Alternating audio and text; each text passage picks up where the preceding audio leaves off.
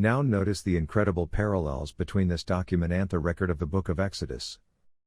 An eyewitness to the plagues. Ipuwer describes an incredible story of lamentations, ruin, and horror. His story is an Egyptian version of a great national calamity. He writes, Papyrus 2-8 Forsooth, the land turns round as does a potter's wheel. Papyrus 2:11 The towns are destroyed. Upper Egypt has become dry, wastes. Papyrus 3:13 All is ruin. Papyrus 7-4 The residence is overturned in a minute. Papyrus 4-2 Years of noise. There is no end to noise. The play on the word noise here could mean earthquake, as the Hebrew word rash signifies both noise and earthquake.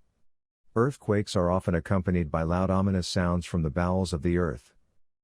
Papyrus 6-10 That the earth would cease from noise, and tumult, uproar, be no more. The plague of blood. Now notice this amazing parallel between the Bible account of the plagues on Egypt and the papyrus Ipuwer. Exodus 7:21. There was blood throughout all the land of Egypt. Papyrus 2-5-6 Plagues throughout the land. Blood is everywhere. Exodus 7:20-24. All the waters that were in the river were turned to blood. And all the Egyptians digged round about the river for water to drink, for they could not drink of the water of the river.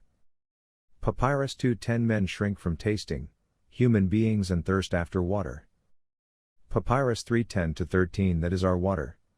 That is our happiness. What shall we do in respect thereof? All is ruin. The plague of Murren. Exodus 9:3. The hand of the Lord is upon thy cattle which is in the field, upon the horses, upon the asses, upon the camels, upon the oxen, and upon the sheep, there shall be a very grievous murrain. Papyrus 5-5 All animals, their hearts weep. Cattle moan. The plague of hail.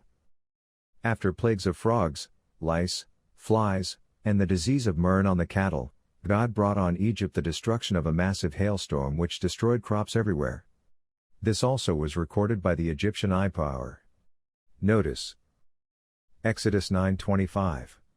And the hail smote every herb of the every tree of the field. Exodus 9:23-24. The flax and the barley was smitten, for the barley was in the ear, and the flax was boiled. Exodus 10:15. There remained not any green thing in the trees, or in the herbs of the fields, through all the land of Egypt. Papyrus 4:14 Trees are destroyed.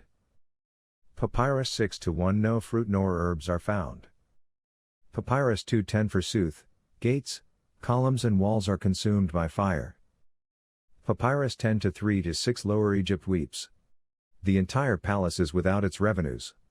To it belong, by right, wheat and barley, geese and fish. Papyrus 6-3 Forsooth, grain has perished on every side. Papyrus 5:12 Forsooth, that has perished which yesterday was seen. The land is left over to its weariness like the cutting of flax. This last statement shows clearly these plagues on Egypt were not the consequence of long-lasting drought.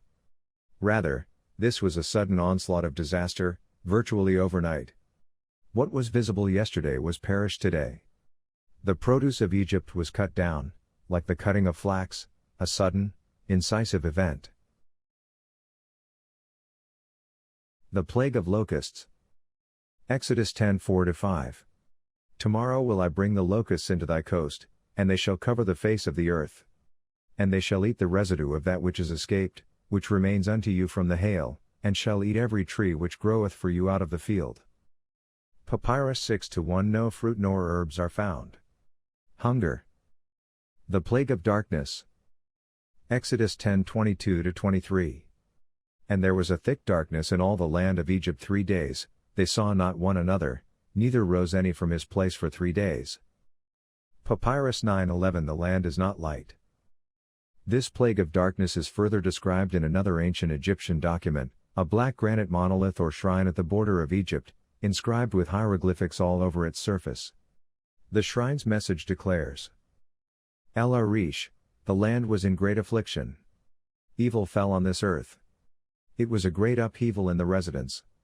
Nobody left the palace during 9 days, And during these 9 days of upheaval there was such a tempest that neither the men nor the gods could see the faces of their next. With the plague of locusts covering the skies and earth preceding the plague of darkness, of 3 days, undoubtedly the Egyptians counted 9 days as the total length of the time of impaired vision and light. Even the Jewish Midrash books explain the plague lasted 7 days. During the first 3 days one could still change his position, but during the next 3, the 3 of the Bible, one could not stir from his place. The 10th plague. The final, culminating plague upon ancient Egypt has not been fully understood. The last night before the Exodus, we know, the death angel slew the firstborn of the Egyptians, but the Israelites who had the blood of a lamb over their front doorposts were spared. But let us notice this account more fully. Exodus 12:29 And it came to pass, that at midnight the Lord smote all the firstborn in the land of Egypt, from the firstborn of Pharaoh, unto the firstborn of the captive that was in the dungeon, and all the firstborn of cattle. Exodus 12:30 And Pharaoh rose up in the night, he, and all his servants, and all the Egyptians, and there was a great cry in Egypt, for there was not a house where there was not one dead. What was this awesome plague which destroyed everywhere, throughout the land, causing the death of multiple thousands, including cattle? The Hebrew word for smote is nogaf and is used for a violent blow, such as the thrusting with horns by an ox. Now notice the papyrus Ipuwer account of this traumatic event. Papyrus 4-3, 5-6 Forsooth, the children of princes are dashed against the walls. Papyrus 6:12 Forsooth, the children of princes are cast out in the streets. Papyrus 6-3 The prison is ruined.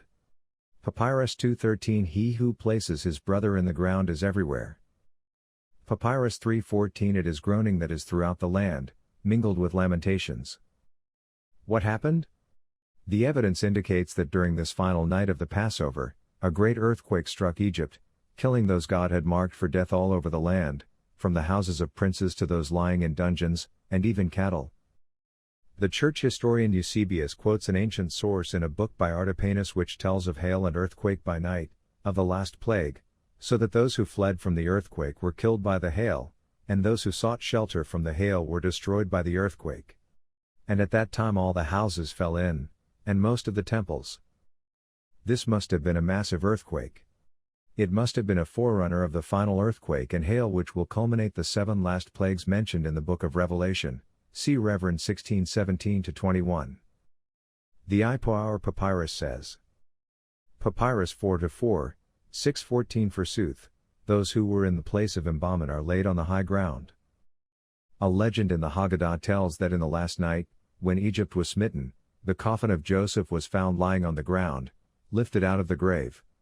Earthquakes in modern times have been known to have similar effects, causing coffins to protrude from their graves in hillside cemeteries. God smote strong and weak alike, just as an earthquake would do. The Midrashim say that as many as 9/10 of the inhabitants have perished. Ginsburg, Legends, 2, 369. God judged ancient Egypt. If this judgment caused 9/10 of the population to perish, then indeed it was a type of the future destruction God will wreak upon this earth during these last days, in our lifetime.